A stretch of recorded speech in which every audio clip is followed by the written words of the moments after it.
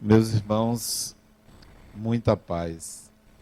Antes de falar do livro, eu quero aproveitar a presença de um dos meus mestres da minha juventude espírita, o médico sanitarista Dr. Ildefonso do Espírito Santo, que está aqui à minha direita, que me honra muito com a sua presença aqui. Me lembro das minhas elucubrações mentais, da formação do meu pensar. Ele era uma voz que buscava educar o meu pensamento de jovem, além de me dar uma visão de futuro muito própria dele. E hoje ele, talvez beirando os 60 anos, quantos anos você tem, doutor Afonso? Ele diz que não tem 60 não, que ele tem 110, né? Ele não tem 110.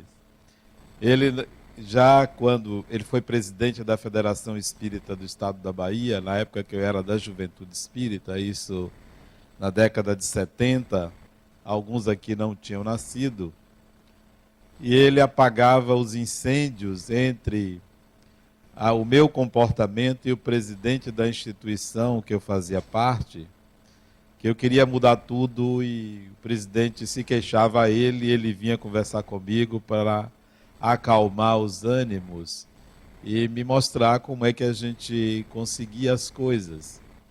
E eu disse a ele aqui que ele foi responsável pela minha trajetória dentro do Espiritismo. Foi um dos meus mestres, ele e Dr. Elzio, que já desencarnou e a quem eu também presto sempre uma homenagem. Então, doutor Ildefonso, me honra com a presença dele, gostaria que vocês tivessem contato, conhecido ele, na época da minha juventude espírita. E também, já que ele chegou, eu também me lembro de meu irmão, que está ali ao fundo, chegou agora, doutor Ávio, que também me honra muito com a presença dele aqui presente. Obrigado por estar aqui. Esse livro, ele é fruto de um trabalho que eu venho desenvolvendo em torno do Evangelho de Mateus. Mas um livro nunca é obra de uma única pessoa.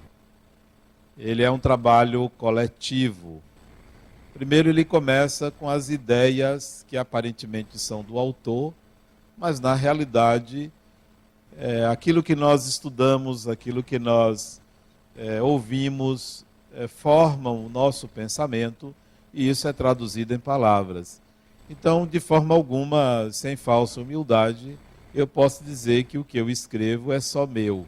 Além da influência espiritual notória, tem a influência das pessoas que compõem o meu viver, o meu pensar e o que eu leio. Então é uma obra coletiva, eu sou apenas uma parte que consegue sintetizar ou plasmar o pensamento daqueles que veem Jesus de uma forma particular.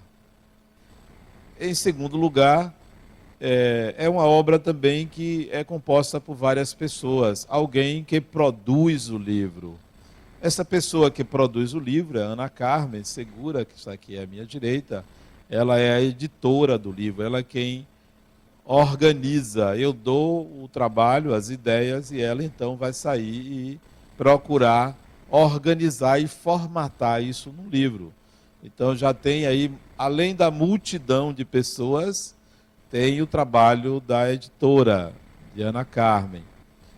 E, em terceiro lugar, tem, antes do livro ser concluído, o trabalho de uma revisora, que é a Angélica, que eu sou muito grato, e que corrige o meu péssimo português.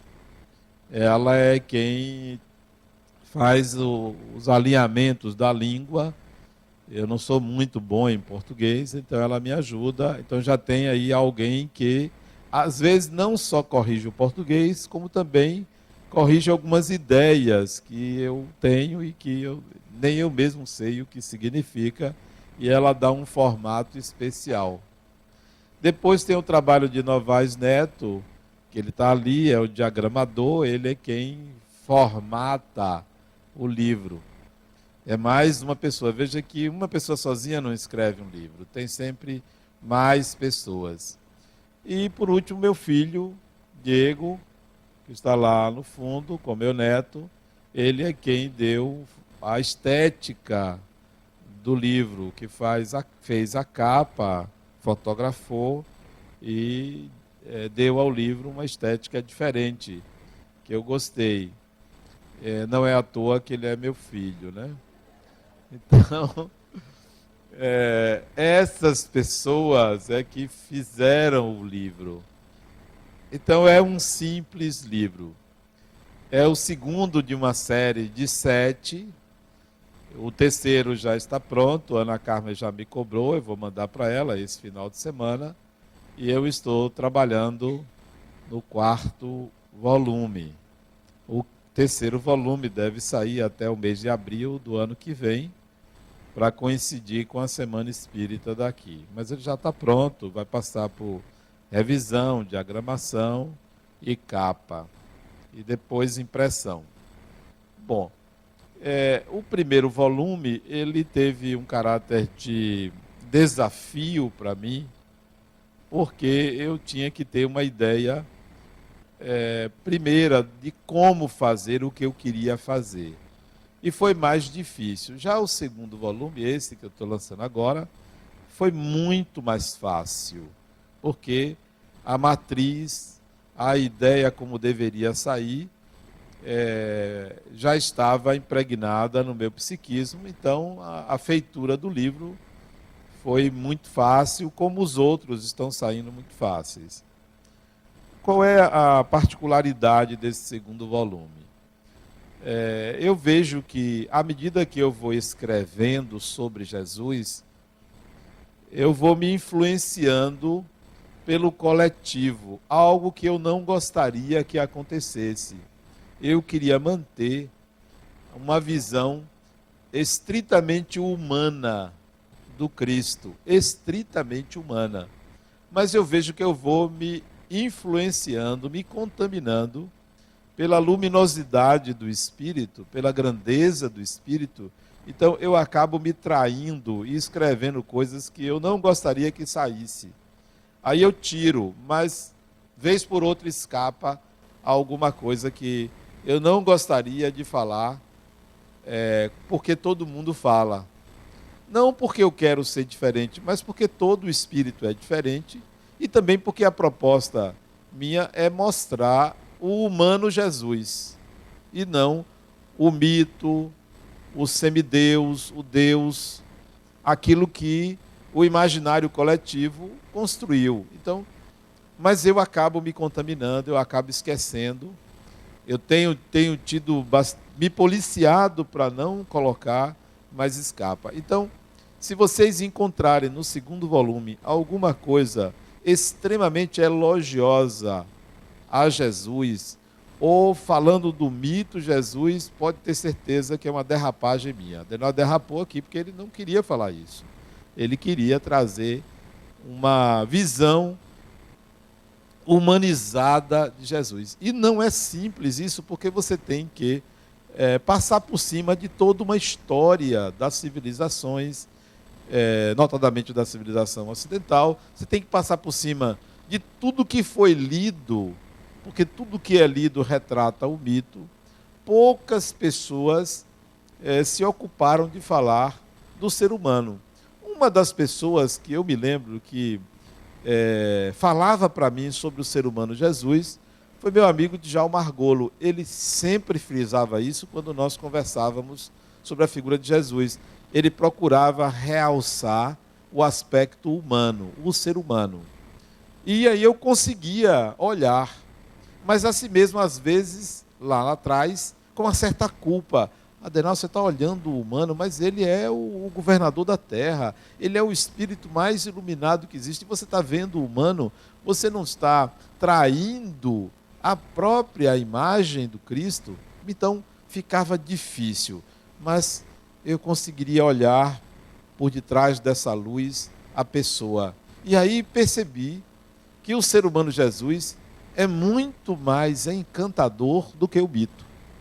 Porque o mito, ele está presente em outras religiões. Buda também se tornou um mito, no mito do próprio budismo.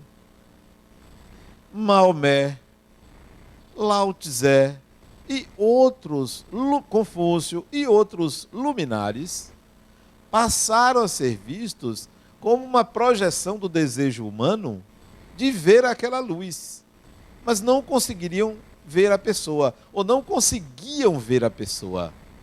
Então, falar do mito Jesus é a mesma coisa que um budista falar do mito Buda. A mesma coisa, vai ver a mesma sabedoria, a mesma iluminação, a mesma grandeza, e assim sucessivamente, todos os elogios que vocês imaginarem. Por quê? Porque ninguém estará vendo o ser humano, todos estarão vendo uma imagem que nós em psicologia analítica chamamos de imagem arquetípica. Estão vendo a projeção do que existe em si mesmo e ainda não é realizado. Então, eu procurei fugir do arquétipo, da imagem arquetípica. Procurei fugir. E isso tem um motivo, isso não é à toa, isso não é para desconstruir. Interessante que eu já fui acusado, fora do Brasil, de tentar denegrir a imagem de Jesus, por enxergar o humano. Só queriam que eu enxergasse o mito. E eu cheguei à conclusão de que essa atitude minha de, entre aspas, denegrir, era o que eu queria, mas não para denegrir, mas para enxergar a humanidade de uma pessoa. Uma pessoa, claro, com características especiais. Como qualquer um de nós tem características especiais. Ele tinha as dele.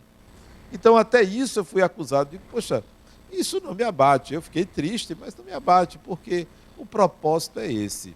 Mas por que esse propósito? Qual é a causa? Porque eu me daria ao trabalho de tentar mostrar o humano. Primeiro, porque a visão religiosa é uma visão contaminada. A visão religiosa é uma visão que recebe muitos preconceitos. E é difícil até alguém olhar para um livro escrito sobre Jesus e não entender que se trata de uma pessoa religiosa escrevendo. Só que quem escreveu foi o psicólogo. A proposta, primeiro, é dar uma ideia psicológica do que ele disse. Não é uma ideia religiosa, espírita clássica. Então, quem está escrevendo é mais o psicólogo do que o espírita, embora o espírita está permeando toda a escrita. Sim, mas por quê? Por que essa preocupação do humano? Essa preocupação do humano é porque eu notei, não foi agora, há muitos anos atrás, desde do começo da minha leitura psicológica, isso foi na década de 80, início da década de 80, eu não tinha escrito nenhum livro. Desde que eu comecei a estudar Jung, isso foi em 1983, início do ano de 1983, eu comecei a estudar Jung, eu comecei a ver que a mensagem dele não era apropriada pelo ser humano. A mensagem dele era apropriada por um ideal de ser humano. Então, o nosso ideal de ser humano é que faz a leitura da mensagem cristã. Portanto, eu me preocupei em fazer com que o ser humano que eu sou é que deveria entender a mensagem, e não um ideal de ser humano que eu não sou. E isso é que norteou, ou que norteia, a visão que eu tenho da mensagem de Jesus. Eu preciso enxergá-la como um ser humano, e não como alguém que tem que corresponder a uma perfeição, corresponder a um imaginário de alguém que tem que estar sempre fazendo a coisa certa. Eu não quis ler assim. Eu quis ler como alguém que caminha e que ouve uma coisa e tenta enxergar se ali existe algum ensinamento útil para ser aplicado no dia a dia. Então, essa foi a base, ou tem sido a base, da escrita sobre Jesus. É claro que isso foge do clássico, e até eu já ouvi referências a isto como se eu fosse materialista. Interessante, eu nunca me vi materialista. Mas alguém disse, por eu fazer isso, eu sou materialista, eu não sou espírita. Ora, se ser materialista é ser assim, eu prefiro ser materialista. Ora, se ser espírita é algo muito mais fundamentalista, não, esse espiritismo, ou esse ser espírita não me atrai. Não quero ser fundamentalista, não quero enxergar o espiritismo dentro de uma camisa de força. O espiritismo é uma doutrina que é livre, é de livre interpretação, baseado sempre nos ensinamentos de Allan Kardec, mas que nós não devemos ter sempre uma visão conservadora, tradicionalista, e vale qualquer um de nós refletir sobre ideias. Ideias, então isso são ideias. E aí eu digo, olha, eu vou escrever, eu vou continuar escrevendo. Recebi algumas análises do livro que me gratificaram bastante, mas não há uma preocupação, quando eu pelo menos escrevo alguma coisa, não há uma preocupação de agradar o leitor, há uma preocupação de explicar, de se fazer entender, mas não de agradar. E muita gente já me disse assim, olha, eu gostei do que você escreveu, mas por que você não fala do Cristo, de Jesus? Por que você só interpreta? Mas eu não tenho competência para escrever sobre Jesus. Não tenho competência nenhuma, porque precisaria ter uma espécie de ranço de historiador, de buscar em fontes que eu não tenho acesso. Então, eu não escrevo sobre Jesus enquanto figura histórica, mas sim o que ele disse. A preocupação é escrever sobre a fala dele, e não sobre quando ele nasceu, quem era o pai, quem era a mãe, se foi assim, se foi assado. Isso não é, a proposta não é esta. A proposta é tentar identificar na fala dele aquilo que para o ser humano comum pode ter uma aplicabilidade mais eficaz ou mais eficiente na hora de você experimentar a mensagem. Pronto, essa foi a preocupação, e eu creio que eu dei cabo disso. E eu tenho dado cabo disso. Se vocês forem pegar qualquer uma das mensagens que estão aqui, qualquer uma delas que está aqui, e abrir, procurar a interpretação que vocês já leram, não vão encontrar. Não vão encontrar. Porque eu fugi do clássico. Eu saí daquela ideia do que foi dito ou está escrito em algum lugar. E esses livros têm sido escritos assim. Eu pego uma fala de Jesus. Por exemplo, abri aqui, o acaso diz: os sãos não precisam de médico, e sim os doentes. Mateus 9,12.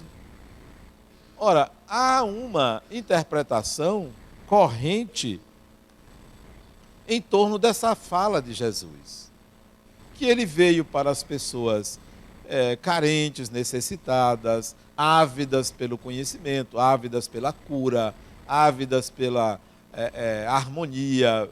Então ele veio para esses doentes e não para os sãos. Só que essa não é a minha interpretação, e esta é uma interpretação clássica e coerente, mas não foi isso que eu me preocupei.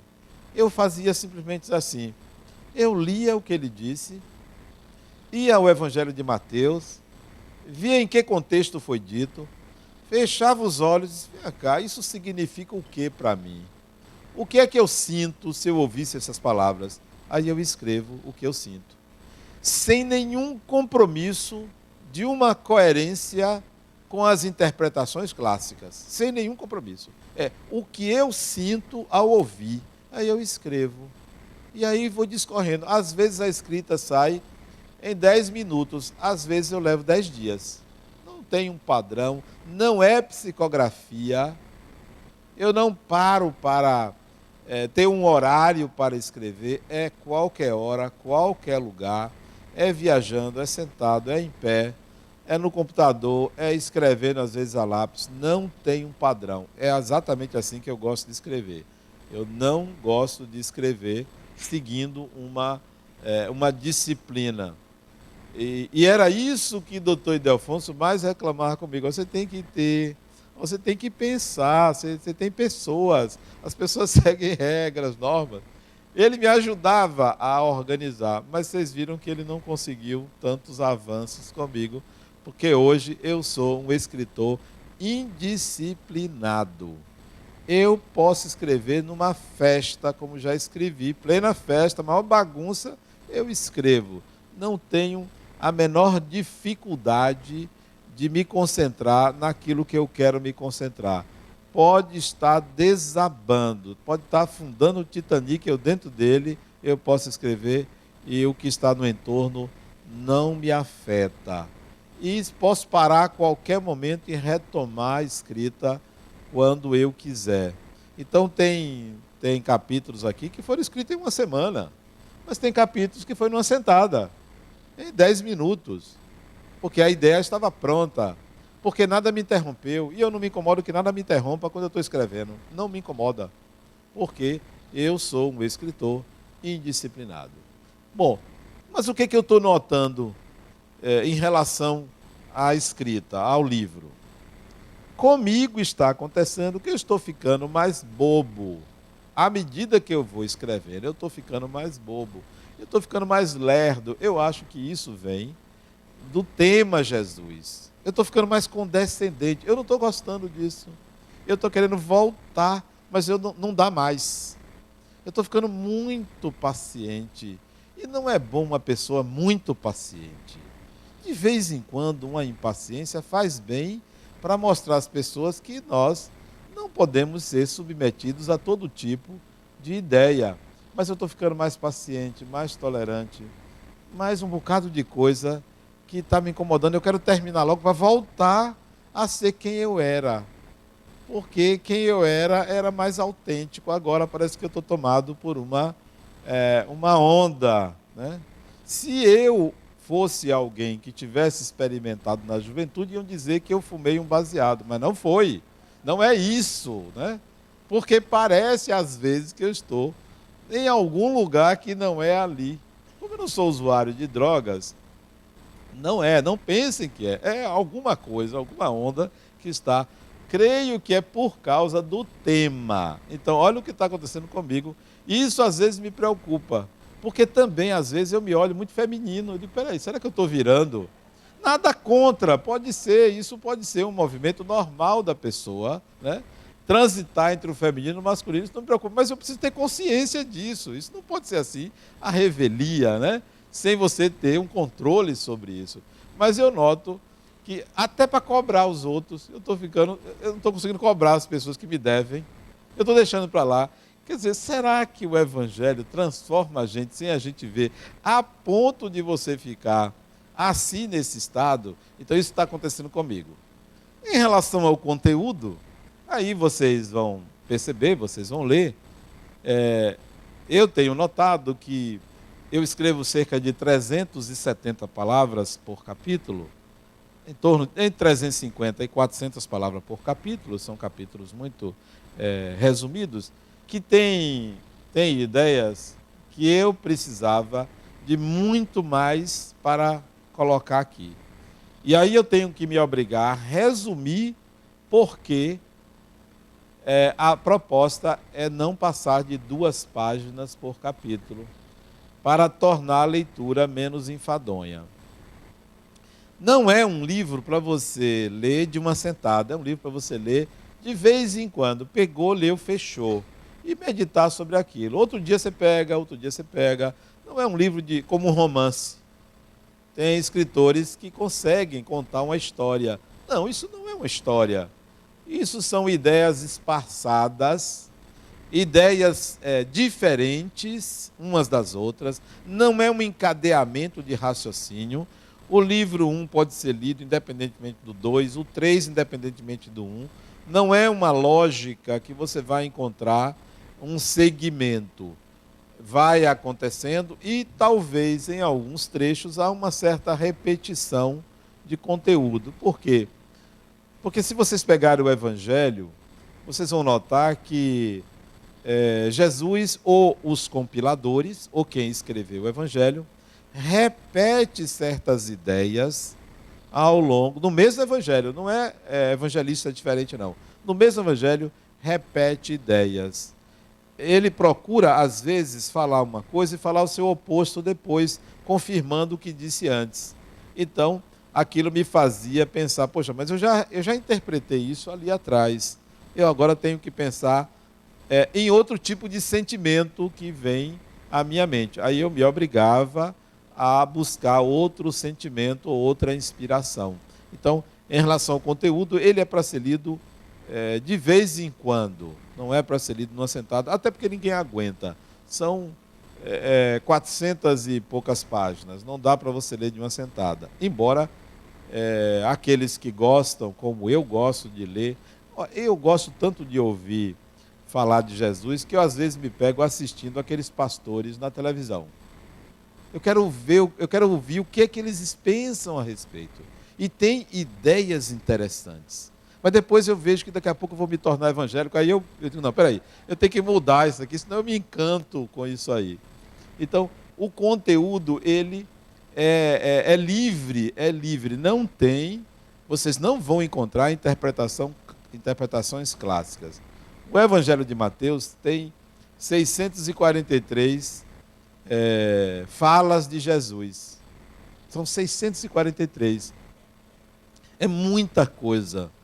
E isso ele falou em menos de 3 anos. A pregação dele foi menos de 3 anos. Ele falou muita coisa, muito assunto. Mas tem um assunto que é repetitivo. Tem um assunto que ele fala, 10 versículos ele volta a falar nesse assunto. Mais 10 ele volta a falar nesse assunto. Mais 20 ele volta a falar nesse assunto. De tal maneira que esse tema permeou a fala dele 30 vezes. 30 vezes ele falou sobre aquilo. E, tangeando o assunto, ele falou mais 30. Então, pelo menos 10% do que ele falou foi sobre este assunto. E o assunto que ele mais falou chama-se Reino dos Céus. Reino dos Céus. É o assunto que ele mais fala. As pessoas pensam que o que ele mais falou foi sobre o amor. Não foi. Foi sobre Reino dos Céus.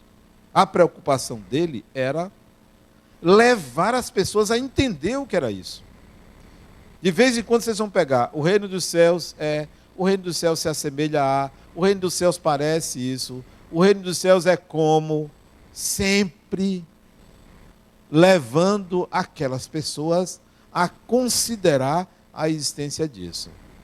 O que isso provocou na mente das pessoas?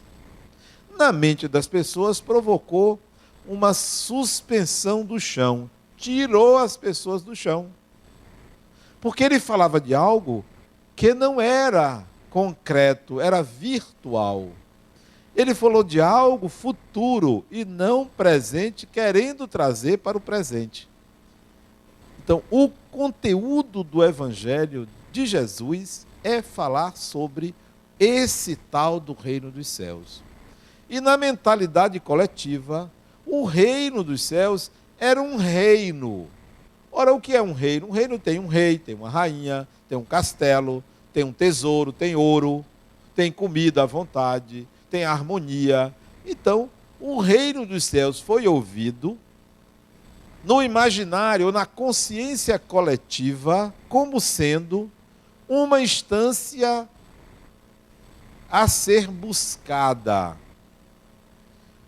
um lugar a ser vivido, algo que aconteceria depois da morte, algo que quem se entregasse iria encontrar logo. Isso foi o que permeou, e isso está no imaginário de muita gente, porque criou-se um céu, e ele falava desse céu, criou-se o inferno, Depois se criou um purgatório para quem estava lá e cá ao mesmo tempo. E no Espiritismo nós criamos, então, as colônias espirituais, que substituem a ideia do céu. E o reino dos céus continua, então, como um lugar. E a minha fala, ou a minha escrita, não é o reino dos céus como um lugar. Porque ele não coloca dessa forma. Mas não era possível ser entendido de uma forma psicológica, subjetiva, ou algo como um estado de espírito. Era sempre entendido como um lugar. E nós ainda entendemos como um lugar. Muitos se perguntam, depois da minha morte eu vou para onde? E imagina um lugar, e imagina para onde não quer ir, denunciando que não entenderam o que era o reino dos céus. Não é que seja eu que entenda, ou seja eu um arauto que vá modificar o entendimento das pessoas. Mas eu me permito ter um entendimento particular sobre aquilo, porque é livre. O Evangelho não pertence à igreja, não pertence ao Espiritismo, não pertence aos evangélicos, não pertence a ninguém. É uma mensagem que foi lançada e cada um vai captar da forma que lhe achar conveniente. Então não é que eu queira reformular nada, eu apenas quero apresentar a minha visão, uma visão particular, e que pode ser útil para alguém, e que não diz que as outras estão erradas, nem que não devem ser entendidas, cada um que capte a semente e adube e crie a sua árvore. Não é a mesma para todo mundo. Então, esse tal do reino dos céus, que eu vejo que a cada escrita ele vai se aprofundando em falar, é que tem dominado o que eu tenho colocado. Tentar explicar o que é isso, porque não é fácil para mim entender também. Porque eu vou entender de acordo com o meu conhecimento ou com o meu sentimento. Mas não é fácil captar que ideia é essa. Mas o que ele queria era tirar as pessoas do chão, porque as pessoas estavam vendo só o corpo, a matéria, não viam algo além, e ele propôs esse além. Os profetas não propunham isso, não falavam dessa vida espiritual, todos eles falavam de um Deus que julgava, um Deus que separava, que dividia, um Deus que protegia, um Deus que salvaria, uma realidade que quem mereceria essa realidade posterior seria quem seguisse a lei. Essa era a ideia. E Jesus disse, olha gente, tem uma coisa a mais, chamada reino dos céus. O reino dos céus é como, e aí vinha, é como a pérola, é como um tesouro, é como uma mulher, é como isso, é como aquilo. Então, ele tentava mostrar uma outra coisa. Mas o que é que nós fizemos com isso? Nós pegamos o Evangelho e transformamos num código de boas maneiras. Num código de boas maneiras. Tem que ser bonzinho, tem que ser educado. O cristão, então, é aquele que é bonzinho. Só que as palavras dele sugerem uma cosmologia mais do que um código de ética ou um código de moral, que, aliás, é a palavra que mais se utiliza quando se fala em religião ou em cristianismo. É um código moral, moral, moral, moral. A palavra está contaminada por uma ideia maniqueísta de bem e de mal. Eu prefiro ética, mas não é suficiente. O cristianismo, ou a fala de Jesus, não é só um código de ética. Tem uma cosmologia envolvida. Vocês talvez se perguntem, mas espera aí, o que é cosmologia? Cosmologia é um ramo da filosofia que procura explicar o mundo, as coisas, o universo, o todo. Então, se você pegar a fala dele, você vai notar que ele tenta explicar o que é tudo isso. Tenta dar uma visão àquelas pessoas de que as coisas podem ter um outro arranjo, um outro ordenamento, uma outra proposta. Ó, é como se ele dissesse, pensem diferente. As coisas não são bem assim. Tanto é que ele começa a pregação dizendo assim, ó, arrependei-vos, que é chegado o quê? Que é chegado o quê? O reino dos céus. Ele começa assim, ó, arrependei-vos, porque é chegado o reino dos céus. Essa foi a fala inicial dele. É chegado o reino dos céus. E esse arrependei-vos é assim, ó, gente, tem uma outra maneira de enxergar. Essa é uma cosmologia nova. Além disso, ele propõe uma axiologia diferente. E vocês devem se perguntar, o que é axiologia? É um ramo da filosofia que estuda os valores. O quanto, o significado axiológico, ou ético, ou moral, qualquer que seja o nome, mas cuida de valores. E aí ele vai dizer, olha, o valor não é esse. Não é olho por olho, dente por dente. O valor é outro. Mas nós vamos aplicar isso a uma conduta comportamental externa. Não. Ele queria mostrar algo mais profundo a você. Mas você vai, pela maioria, pelos 2000 anos de cristianismo que arrastou a gente para enxergar o Deus solar, não para enxergar o ser humano, que a todo momento estava preocupado, ó, não é bem assim. Mas a gente vai.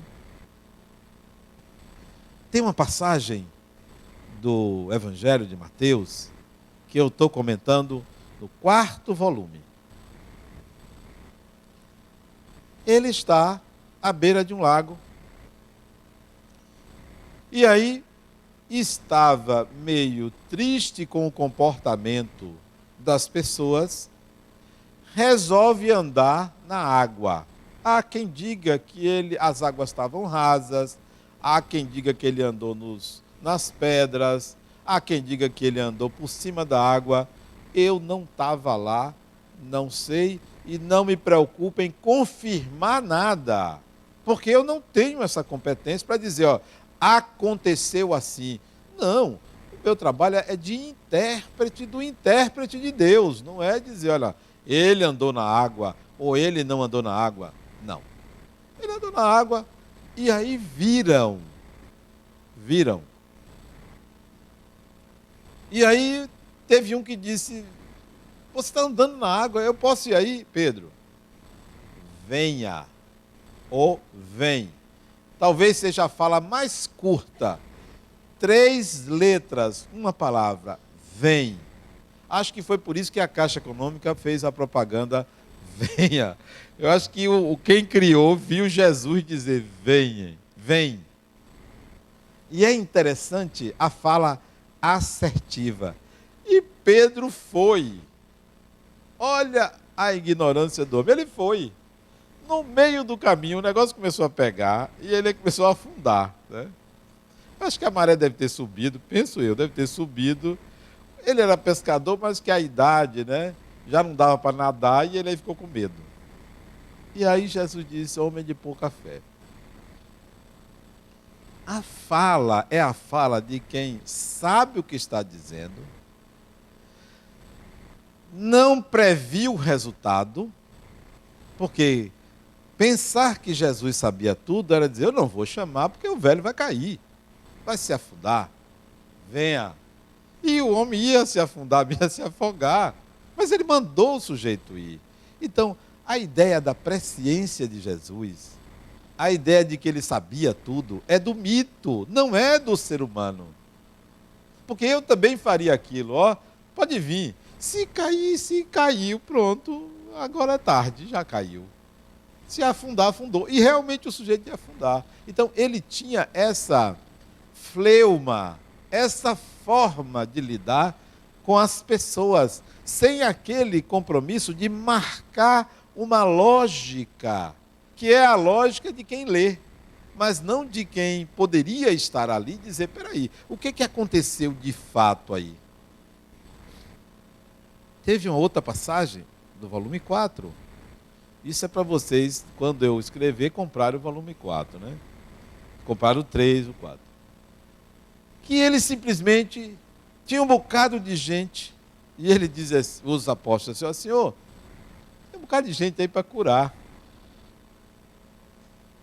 Você não podia fazer isso? Ele disse, eu? Cure você.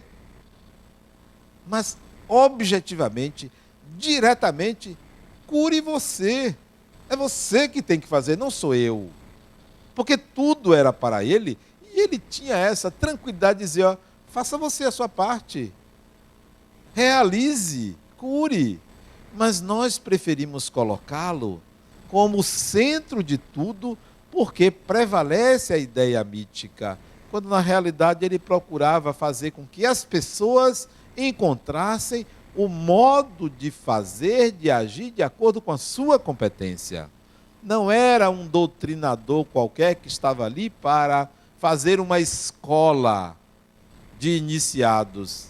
Era alguém que estava mostrando que cada pessoa poderia fazer o que ele fazia. Ó, você pode fazer. Vá lá e faça, pode fazer. Não se preocupe. Mas não, nós ainda temos a ideia de que Jesus estava num lugar pregando, para que as pessoas aprendessem a sua doutrina e transmitissem a doutrina. Não, o objetivo dele era despertar em cada ser humano o que ele chamava de reino dos céus. Despertar, ó, você precisa entender isso, você precisa fazer isso. A grandeza do humano Jesus era essa. Não era um professor, doutrinador, iniciador de uma religião que ditou preceitos para que as pessoas formassem uma religião. Não, era uma pessoa comum que estava vivendo em sociedade e que fazia questão de que cada um entendesse a vida. Só que isso era tão importante, tão grandioso, tão intenso, tão forte, que quando juntaram esses ensinamentos, surge a doutrina cristã. Não foi ele que fez essa junção. Quem fez essa junção foram os seus seguidores, que juntaram tudo e transformaram numa doutrina. Aliás, ele não se dizia cristão, porque Jesus não era cristão, Jesus era judeu. E judeu que seguia certas práticas judaicas, não era cristão. A denominação de cristão surgiu depois. Lucas, se eu não me engano, quem denominou os seguidores de Jesus de cristãos. E não existia uma doutrina senão a partir do 4º século. Então, quando Jesus desencarnou, não tinha uma doutrina. Isso foi surgindo por boca a boca, não tinha internet, não tinha rede social, foi boca a boca e aquilo foi se construindo até que se pegou os evangelhos e se mostrou como uma continuação do Velho Testamento, o Novo Testamento. Mas se você vai no judaísmo, não tem Novo Testamento, tem o Torá, tem aquilo que é o ensinamento judaico. Então, o surgimento do cristianismo é uma obra coletiva, porque Jesus não fez essa obra coletiva, ele fez uma obra particular, em cada um. E nós é que, ou os historiadores, ou compiladores, ou seguidores, é que pegou tudo aquilo e transformou num corpo, numa ideia única, chamada cristianismo. E isso é tão ruim isso. Isso que foi feito, às vezes dá uma coceira nas costas, a gente não tem uma coisa para coçar, né? Isso é tão ruim. Isso se quebrou tanto que hoje você tem milhares de seitas cristãs. Exatamente porque não era essa a proposta, fazer uma unidade. Não era essa a proposta. Tanto não era que você pega um cristão, um segundo cristão e eles se matam. Pensando no mesmo Cristo, na mesma mensagem. Porque não era para ser uma unidade. Era para ser uma diversidade. Por Por isso a grande diversidade é a religião, o cristianismo, que mais se dividiu na história da humanidade. Eu pensava, quando eu estudei História das Religiões, para escrever o livro Religião Pessoal, embora na Faculdade de Filosofia eu estudei História das Religiões, mas depois eu fui estudar, eu pensava que tinha um pouco mais de 1000 denominações de seitas cristãs, ou de religiões chamadas de cristãs. Agora, nos Estados Unidos, numa palestra de um indivíduo muito culto, ele apresentou um trabalho sobre o cristianismo, 34 mil e poucas denominações de igrejas cristãs, independentes uma da outra. 34 mil e pouca. Eu não sei onde é que ele achou, mas eu espero que o cristianismo não seja 34 mil, seja 7 bilhões de denominações, porque a ideia dele não era uma unidade, era que cada um descobrisse o seu reino dos céus, cada um. Mas nós transformamos na unidade, e isso era tão forte que se criou dissensões, e aí vem os choques. Porque não é possível você encontrar tão somente uma explicação para uma fala dele. Uma só é pobre, é muito pouco.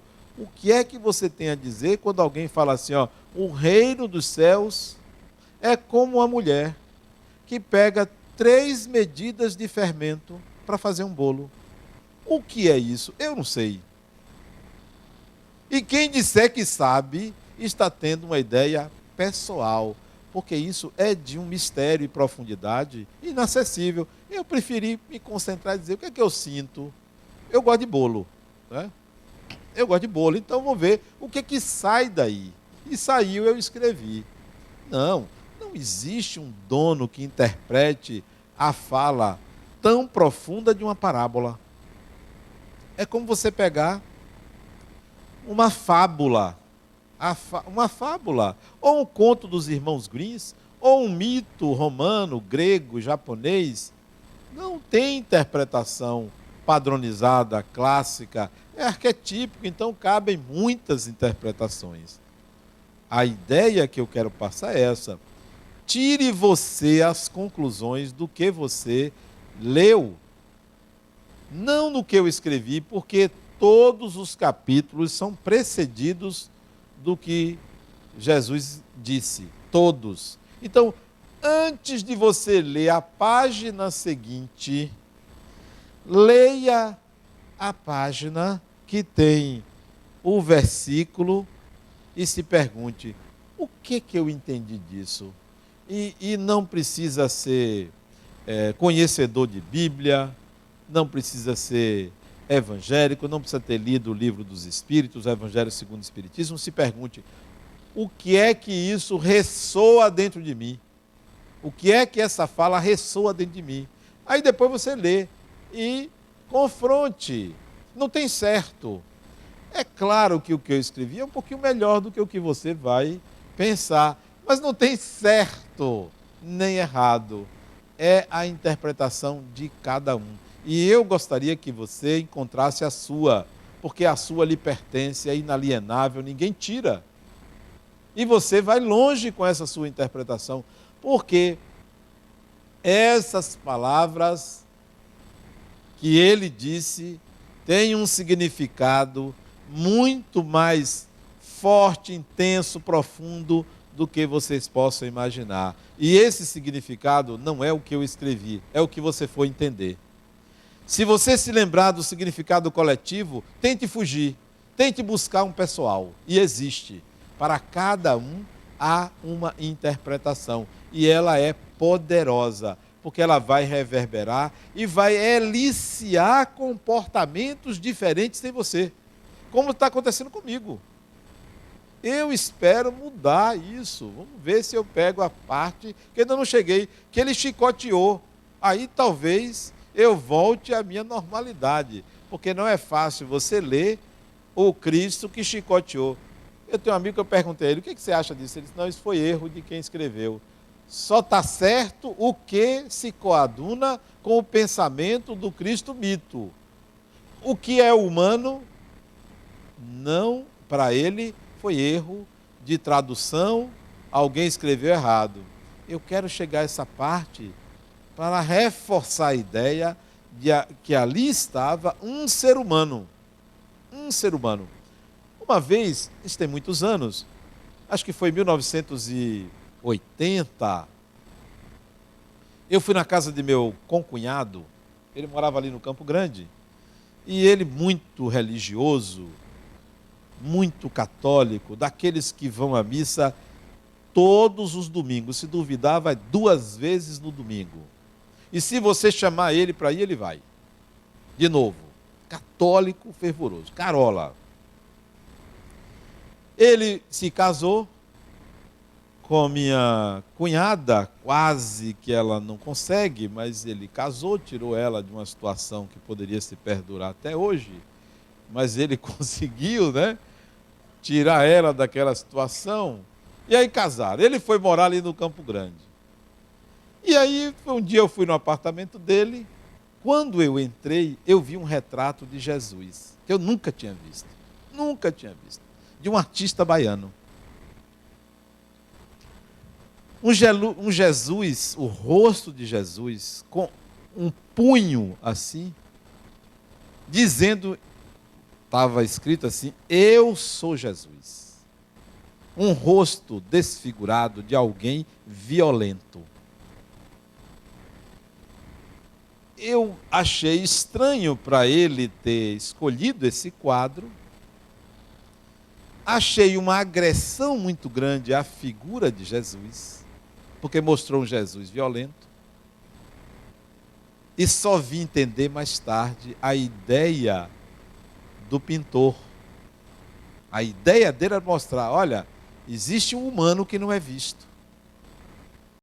Eu vou ser execrado por mostrar esse humano, mas existe um humano que não é visto. E quanto mais você enxergar o humano, mais você se encanta. Assim é em relação aos espíritos desencarnados.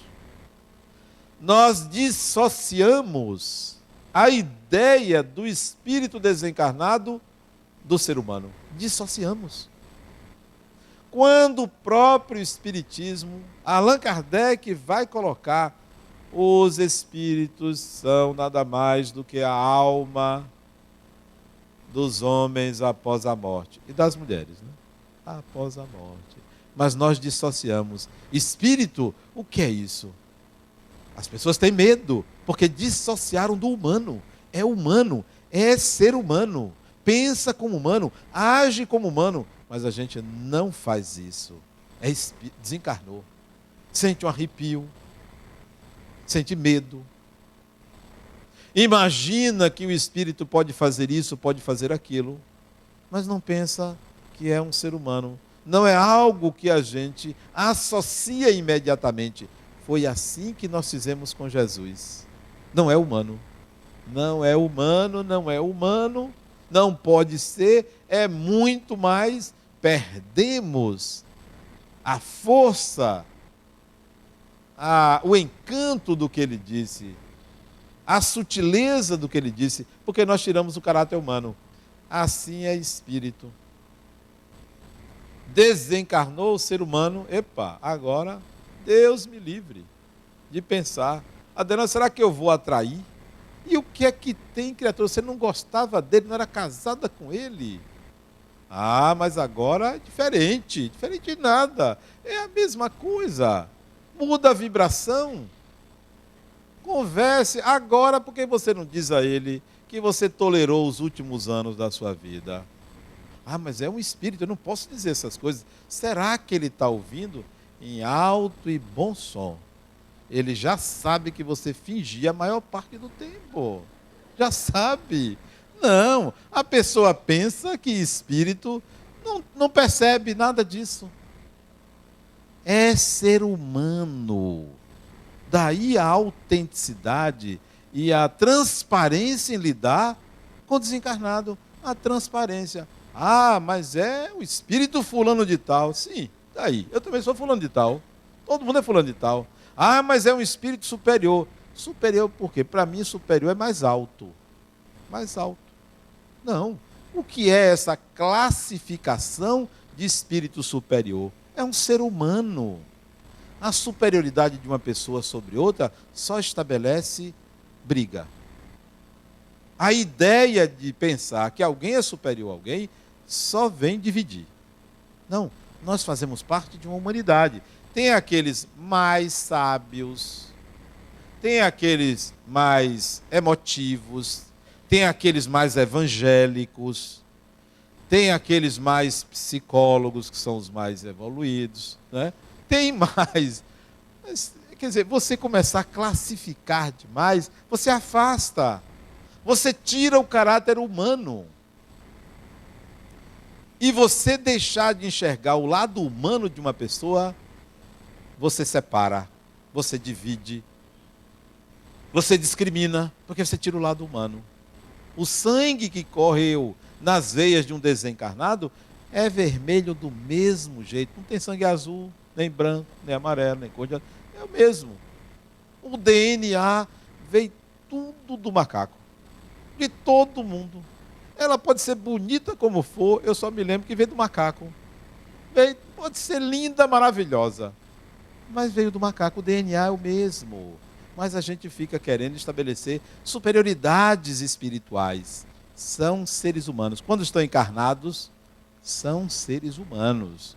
E que se comportam como seres humanos. Então, a ideia de escrever sobre Jesus é mostrar uma possibilidade de entendimento do humano. Ou como um outro humano, muito menos sábio, muito menos, pode enxergar as palavras de um sábio que foi tomado como um rei solar.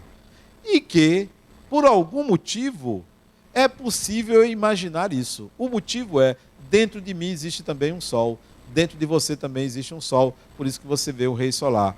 Mas dentro de você há o humano, porque todo espírito terreno tem uma parte instintiva, inalienável.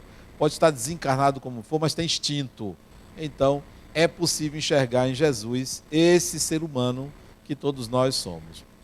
Degustem a leitura, espero que gostem e me aguardem que o terceiro volume vem aí. Muita paz.